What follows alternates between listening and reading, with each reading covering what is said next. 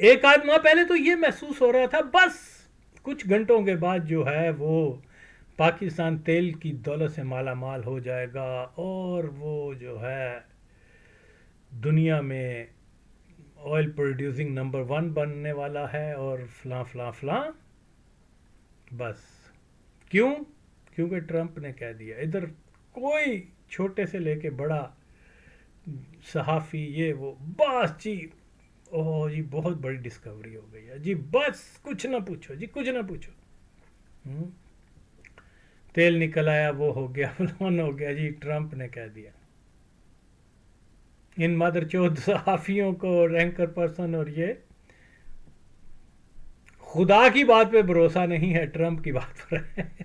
ایسے ہی لگ رہا تھا جیسے بس کچھ منٹوں کے بعد جو ہے پاکستان دنیا کا سب سے امیر ملک بننے والا ہے. کیوں؟ ٹرمپ نے کہہ دیا. چلو تیل تو کجا پانی کا بھی مسئلہ حل نہیں ہو سکا، لیکن کیا کیا جائے. ایک زائنسٹ، ایک اینٹی اسلام، لاکھوں مسلمانوں کا قاتل ٹرمپ، اس نے جب جناب پاکستان میں تیل کی بات کی تو ہر طرف شہنائیاں باج اٹھی ہیں. واہ جی واہ، ٹرمپ نے کہہ دیا، واہ جی واہ. جس بندے نے پاکستان، ٹوٹتا ہوا پاکستان بچایا، جس بندے نے اپنی جان کی قربانی دی اسلام کی خاطر، ختم نبوت کی خاطر، جس نے 90,000 قیدیوں کو واپس لے کے آیا، جس نے بے شمار کارنامے کیے، جس نے اسلامی ایٹم بم بنایا، جس نے معلوم نہیں اور کیا کہ کچھ، میں اب کیا بتاؤں، ہیرو ہے وہ. اس کی بات آئی تو تیل کے ریفرنس کے اوپر جو ہے نا بھٹو کے اوپر تنقید شروع ہو گئی کہ وہ ڈرامے بازی کر رہا تھا. بوتل میں اس نے تیل لے آیا اور دنیا کو دکھایا کہ اب ہمارا تیل نکل آیا ہے، یہ ہے اور وہ ہے، جھوٹ بول رہا تھا، وہ ہو رہا تھا. تو ٹرمپ کی بات جو ہے اس کو تو ایسے بیان کیا گیا جیسے یہ صحافی، یہ مادر چوت جو ہے وہ کنویں بھی دیکھائے ہیں، وہاں سے تیل نکل رہا ہے، یہ بھی دیکھائے ہیں، لاکھوں بیرل ایک منٹ میں نکل رہا ہے، یہ بھی دیکھائے ہیں. ہر طرف ڈول ڈمکے شروع ہو گئے. تو ان لوگوں کے نزدیک ٹرمپ کی بات خدا کی بات، معاذ اللہ. تو جیسا میں بیان کرتا چلا، حقیقت دیکھیے، حقیقت بیان کرنی چاہیے اور حقائق کو سامنے رکھ کر چیزوں کا جو ہے موازنہ کرنا چاہیے. یہ وہ کیا نام تھا اس کا مدر چود، کیا اس کا، رضی رضوان کہہ رہا تھا یا اور یا اس قسم کے، جی بٹو وہ بوتل میں ڈرامے بازی کر رہا تھا، یہ کر رہا تھا. یہ بہن چودوں کو پتہ وتا ہوتا کچھ نہیں ہے. تو میں یہاں ایک اپنی تحقیق کے حوالے سے بتا رہا ہوں کہ جناب عالی، جو میری فائنڈنگ ہوئی ہے کہ یہ کوئی پاکستان کے اندر تیل نکل آنا، گیس نکل آنے، ہیرے جواہرات نکل آنا، کوئی یہ کوئی صرف ذوالفقار علی بھٹو کے زمانے میں یہ دعوے نہیں ہوئے. جب سے پاکستان بنا ہے اسی وقت سے یہ دعوے شروع ہو چکے ہوئے ہیں. اور ان کے پیچھے جو ہے کہانی کیا ہے وہ بھی میں آپ کو بتاتا ہوں کہ کیا کہانی ہے. یہ اب آپ دیکھیں جی، یہ دیکھیے، یہ جو رضی رضوان ہے اور یا مقبول جان اور زاد حامد، جو جن کو بھٹو کے جو تیل کا بوتل میں لے کے آنا اور یہ اس کے اوپر تو انہوں نے ولاگز بنا دیے. بھٹو سے بہت پہلے قادیانیوں نے دعویٰ کیا تھا کہ چکوال میں بہت بڑا خزانہ نکل آیا ہے اس کا تیل کا. اوکے، اور یہ ریفرنس بھی میں دے رہا ہوں، 2 جولائی 1949 کا ہے. یہ مغربی پنجاب میں چکوال کے مقام پر تیل کے کنویں دریافت کر لیے گئے، تیل نکالنے کا کام بھی شروع ہو چکا ہے. اور اس میں جو ہے وہ لمبی ڈیٹیل ہے، اس میں بتایا گیا ہوا ہے کہ جی 30 سے 40 لاکھ روپیہ خرچ کیا گیا اور علاقہ چکوال میں کھدائی جو ہے وہاں ہوئی اور وہاں سے جناب تیل نکل آیا ہے، اور اب گل و گلزار ہر چیز ہو جائے گی. یہ کب کی بات ہے؟ جب پاکستان بنا تھا، تو پاکستان بننے سے صرف 2 سال بعد کی بات ہے. غریب ملک جس ملک کے خزانے میں وہ لوگوں کو جو ورکر ہیں آفیسز وغیرہ میں کام کرتے ہیں ان کو تنخواہ دینے کے پیسے نہیں ہیں، لیکن وہ جناب چکوال کے اندر تیل نکل آیا ہے، اس کے اوپر 30-40 لاکھ روپیہ لگ گیا ہوا ہے تو ریفرنس دینے تو پھر پورے دو، صرف بٹوں کے اوپر ہی آگے بھین چودو تاڑی انہوں نے. تو بہرحال اس کے علاوہ اور بھی بہت سارے واقعات ہیں، میں تو صرف مختصر سا بیان کر رہا ہوں. تو یہ ہوتا ہے ریفرنس، اور اس کے پیچھے جو کہانی ہے وہ اب میں آپ کو اس کی کہانی کی تفصیل بھی بتاتا ہوں. یہ آپ پہلے یہ خبر دیکھ لیں.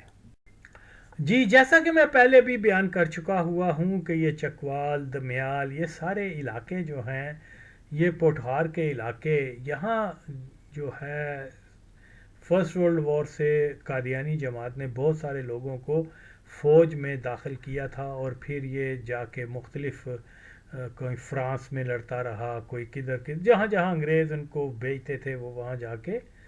تو اس علاقے میں کیونکہ کوئی اتنے زرخیز علاقے نہیں تھے یا کھیتی باڑی کے، کیونکہ مین سٹریم پنجاب میں تو پلین ایریاز ہیں، پانی وغیرہ آسانی سے، تو وہاں کھیتی کا تو لوگوں کا معیار زندگی کچھ بہتر تھا. لیکن یہ پوٹھار کے علاقے میں کچھ پسماندہ بھی تھے، غربت بھی تھی، ناخواندہ بھی تھے. تو قادیانیوں نے اس کا پورا فائدہ اٹھایا کہ وہاں پر جا کے یہ ان کا جو پاکستان کا پہلا ٹیررسٹ لیڈر ہے وہ اصل میں مرزا قادیانی کا سب سے چھوٹا بیٹا، جس کا نام شریف الدین تھا، جس نے اپنی احمدیہ کور کا جرنیل بھی وہی تھا، کرنیل بھی وہی تھا، میجر بھی وہی تھا، وہی سب کچھ وہی ہوتا تھا. ضیاء الحق، یہ کیا نام ہے، سیکنڈ ورلڈ وار 40s کے اندر جتنے بھی فوجی ہوئے ہیں وہ سب کے سب یہ مرزا غلام قادیانی کے بیٹے کی ریکمنڈیشن کے اوپر، انکلوڈنگ ضیاء الحق اور بہت سارے جیلانی، چشتی وغیرہ، یہ سارے اسی کی کیا سفارش سے انگریز ان کو مطلب وہ رکھتے تھے فوج میں، کیونکہ ان کا قادیانی ہونا جو ہے نا وہ بنیاد ہوتی تھی. تو اسی لیے بہرحال یہ انہوں نے اس علاقے سے بہت سارے لوگوں کو جو ہے فوج میں ڈالا، اور کیونکہ اس میں پھر یہ ہوا کہ مراد وغیرہ انگریزی حکومت ان کو دیتی تھی، تو جس سے جو ان کا معیار زندگی بلند ہوا، اور پھر اس کی دیکھا دیکھی جو ہے اور بھی گاؤں کے لوگ جو ہے قادیانیت میں کنورٹ ہو کے فوج میں جاتے رہے. تو اس طرح سے یہ علاقہ جو ہے یہ ہب بن گیا ہوا تھا قادیانیوں کا. ابھی بھی وہاں اکثریت قادیانی ہی ہیں.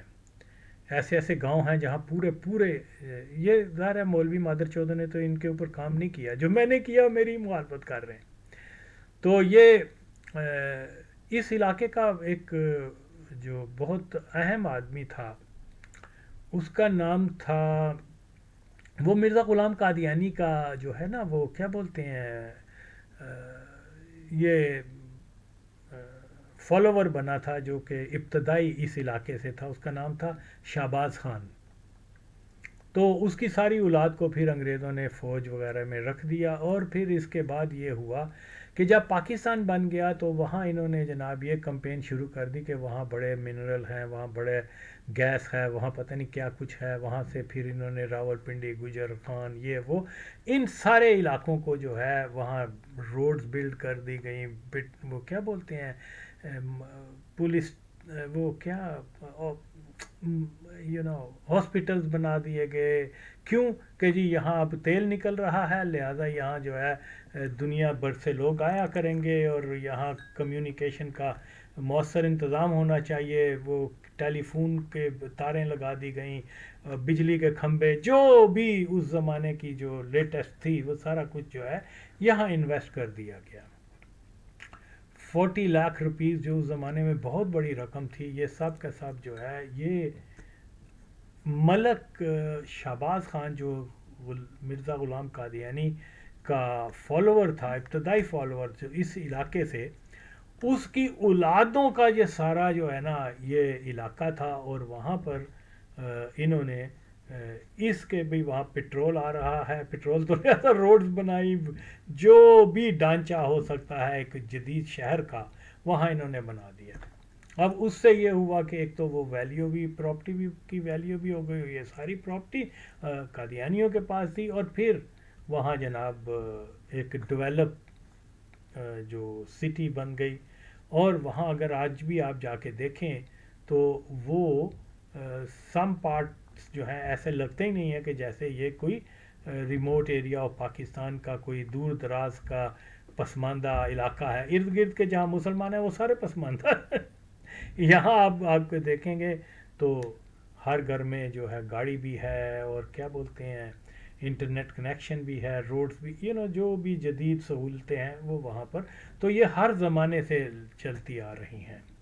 تو اس لیے یہ چیز یاد رکھنی چاہیے کہ کس طریقے سے جو ہے انہوں نے پاکستان کو، لوگوں کو پھول بنایا، کہ وہاں تیل نکل آیا ہے، ریل کی پٹری، اسٹیشن، اور جو سہولتیں تھیں وہاں لگا دی، جو آج بھی جا کے آپ دیکھ سکتے ہیں۔ اوکے، تو لیکن بات صرف یہ ہو رہی ہے کہ ذوالفقار علی بھٹو کے اوپر جو ہے آپ نے اس کو مداری کہنا ہے، اس کو ڈرامے باز کہنا ہے، یہ وہ، اور جو پورا قومی خزانہ لوٹ کر کھا گئے قادیانی جھوٹ کی بنیاد کے اوپر کہ وہاں تیل کے بے شمار ذرائع ہیں، یہ ہے وہ ہے، میں نے آپ کے سامنے یہ چیز بھی رکھ دی ہے۔ اوکے، تو اس طریقے سے یہ لوگ جو ہیں ان کا کیسا تال میل ہے پاکستان کے صحافیوں کے ساتھ قادیانیوں کا، کہ یہ نہ صرف صحافیوں کے ساتھ بلکہ مولویوں کے ساتھ بھی واضح طور پہ مولوی جو ہیں وہ کہہ رہے ہیں کہ جی یوم سیاہ تھا 7 ستمبر، کیونکہ یوم سیاہ قادیانیوں نے منایا تھا۔ قادیانی کہتے ہیں بھٹو کو، دائریہ کہتے ہیں، اور آج مولوی بھی کہہ رہے ہیں۔ تو یعنی اس قسم کی ہر چیز کے اوپر ہماری نظر ہونی چاہیے کہ حقائق کیا ہیں۔ جب میں یہ کہتا ہوں کہ کسی کی پہچان کرنی ہو تو ذوالفقار علی بھٹو کا نام لے لو، اگر اس کے تیور بدل گئے تو وہ سمجھ لو مرزئی ہے یا مرزئی نواز ہے۔ وہ لاکھ آگے کہتے رہیں، ختم نبوت کے نعرے لگاتے رہیں، یہ کر رہے ہیں، ان کی یہی ایک پہچان ہے پاکستان کے اندر۔ تو انشاءاللہ اس کے اوپر بعد میں بھی بات ہوگی، لیکن میں نے صرف ایک ریفرنس دینا تھا۔ تو ہاں، مجھ سے کہا گیا کہ وہ کیا بولتے ہیں، ہاں کوئی جماعت مودودی صاحب کا بندہ وہاں پر گرفتار ہو گیا اسرائیل کے اندر۔ میں ان چیزوں سے امپریس نہیں ہوتا نا۔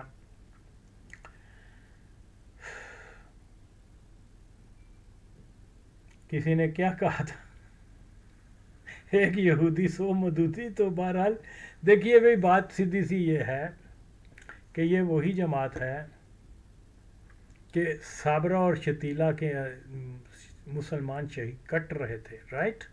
یہ اسی زمانے کی بات ہے نا۔ چپے چپے پہ جو ہے فلسطینیوں کے کیمپوں کے اوپر بم اور توپیں اور معلوم نہیں کیا کچھ ظلم و ستم ہوتا رہا تھا، اور انہوں نے کمپین شروع کر رکھی تھی اس جماعت نے خاص طور پہ کہ جی جہاد ان افغانستان، حالانکہ وہاں شرعی طور پہ جہاد نہیں بنتا کوئی بھی، نیور۔ ایک سرزمین کی کیا بولتے ہیں آزادی کی بات ہے، وہ ٹھیک ہے۔ تو اس کو جہاد فی سبیل اللہ کہنا گناہ ہے، بلکہ اس سے بھی بڑھ کر ہے، کیونکہ جہاد اسی چیز کو کہہ سکتے ہیں جو اسلامی شریعت اللہ کے حکم کے مطابق ہو۔ وہ شرائط جب تک نہیں ہیں ہم جہاد نہیں کہہ سکتے۔ وہاں ایسی شرائط نہیں تھیں افغانستان کے اندر کہ اس کو جہاد کہا جاتا۔ ہاں، وہ مقبوضہ رشینز نے، کمیونسٹوں نے قبضہ کر لیا تھا، نو ڈاؤٹ، سرزمین کی جنگ تھی۔ تو جیسے مولانا مودودی صاحب کیا کہتے ہیں کشمیر کے اوپر کہ یہ سرزمین کی جنگ ہے، اس کو جہاد نہ کہو، لیکن انہی کی جماعت، بلکہ ہی was alive even at that time جب یہ سارا مسئلہ ہوا، I think he died in September 1979، مجھے وہ دن یاد ہے۔ تو اس سے پہلے نہیں، ہاں اس کے بعد فوج آئی ہے رشین کی، لیکن بہرحال وہاں اشتراکی انقلاب سور آ چکا ہوا تھا، اور نعرے تو جہاد کے روسی فوج آنے سے پہلے بھی لگ گئے تھے. تو اس وقت اس جماعت نے یہ نہیں کہا کہ یہ سرزمین کی جنگ ہے، یہ جہاد نہیں ہے، اس وقت جہاد کہا گیا. اور لاکھوں، ہزاروں لاکھوں لوگوں کو جو ہے انہوں نے وہاں جہاد کے نام پر یتیم بچوں کو وہاں بھیجا. اب فلسطین میں کیوں نہیں انہوں نے بھیجے لوگ؟ تو آپ دیکھ لیں، یہ کہتے ہیں ہم نے وہ کیا چچنیا نوٹ کیا بولتے ہیں اس کو، کیا نام ہے اس کا، البانیہ، نوٹ البانیہ، کیا ٹھہرے، ہاں جی، بوسنیا میں، بوسنیا میں انہوں نے اپنے کارکنوں کو بھیجا جہاد کے لیے، افغانستان میں بھیجا، اور فلسطین میں کیوں نہیں بھیجا؟ وہاں یہ کیا کھانا تقسیم کرنے چلے گئے؟ افغانستان میں جو ہے خون دینے چلے گئے، بوسنیا میں خون دینے چلے گئے. تو فرق ہے، اب آپ سمجھا کریں نا. تو اس لیے جہاد میں جو ہے دوہرا معیار نہیں ہونا چاہیے. جو جہاد نہیں تھا اس کو جہاد کہہ کے امریکہ کی منشا کے اوپر یتیم بچوں کو مروا دیا. جہاں جہاد ہے وہاں جناب یہ جیسے وہ کہتے ہیں نا گونگلوں تو مٹی لانا سے، وہ بھی انڈرسٹینڈنگ کے ساتھ وہاں جا کے جناب وہ کیا نام ہے روٹی تقسیم کر رہے ہیں. اب آپ خود سوچ لیں کہ کیا ہے. تو اس لیے میں پھر وہی کہتا ہوں کہ ان لوگوں نے تو اسرائیل کے خلاف کبھی بھی کوئی، جتنی بھی اسلامسٹ موومنٹ ہیں یہاں پر موسٹلی وہ زیادہ تر زائنسٹ کیا بولتے ہیں پے رول پر ہوتی ہیں. تو یہیں سے آپ اندازہ لگا لیں 1940 سے جو ہے اس کا مسئلہ شروع ہوا کیا بولتے ہیں فلسطین کا، وہاں انہوں نے جہاد نہیں کیا. کیا وہ جو کیا بولتے ہیں اس کو،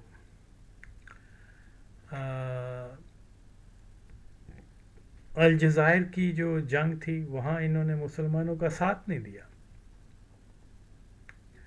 سینٹرل ایشیا میں جو ہے وہ جنگیں تھیں مسلمانوں کی، پہلے وہ زار کے رشیا کے خلاف، پھر کمیونسٹوں کے خلاف، انہوں نے تو ساتھ نہیں دیا. بلکہ جن کو بہت بڑا چڑھا کر پیش کیا جاتا ہے کہ بھی افغانستان یہ وہ، افغانستان امان اللہ خان کی فوجوں نے جا کے تو ایک طرف سے رشین بمباری کرتے تھے تو دوسری طرف سے افغان فوجی بمباری کرتے تھے. جو فریڈم فائٹر تھے اس کے سینٹرل ایشیا کے ازبیک اور دیگر تاجک اور آل دیٹ. تو بہرحال یہ چیزیں کوئی ہمیں ان سے متاثر نہیں ہونا چاہیے. پہلے تو یہ پوچھنا چاہیے کہ جہاں جہاد تھا وہاں آپ نے کیا نہیں، جہاں جہاد تھا نہیں اس کو جہاد کا نام دے دیا. تو اس لیے میں کیا کہہ سکتا ہوں، چیزیں آپ کے سامنے ہیں.